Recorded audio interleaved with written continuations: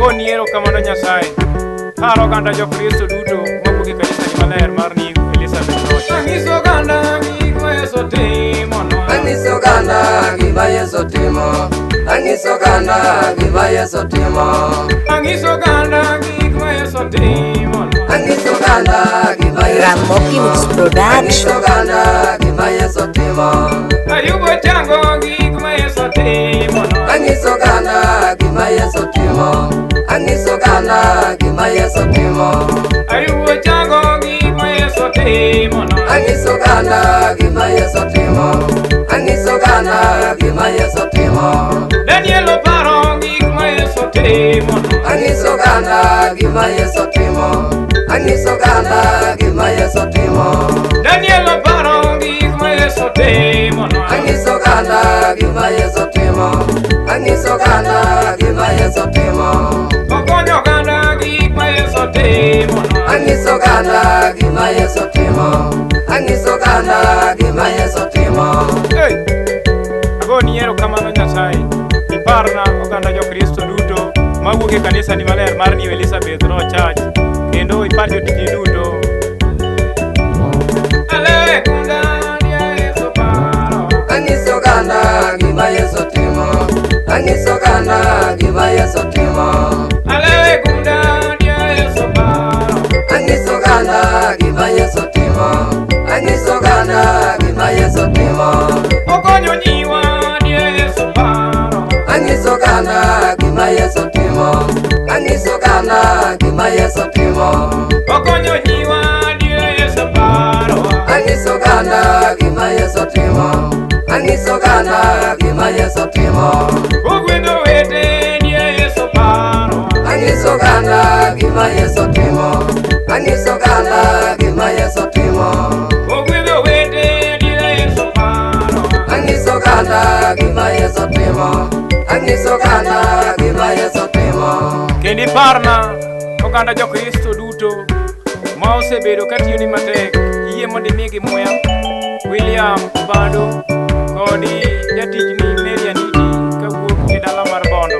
Nyasaye imigi teko mondo gidhi nyime kuom wecheni.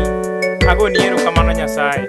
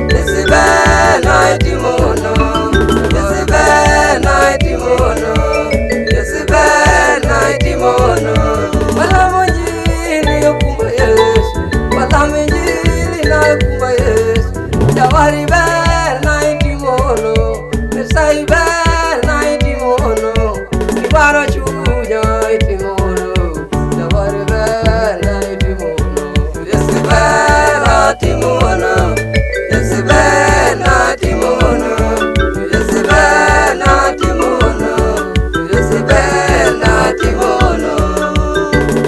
Kod jatichni olang'o kelo kawuok e dala mar Berea. Akwayi Ruoth Nyasaye ni mondo iyie adhi nyime kod wachni. Erokamano Nyasaye.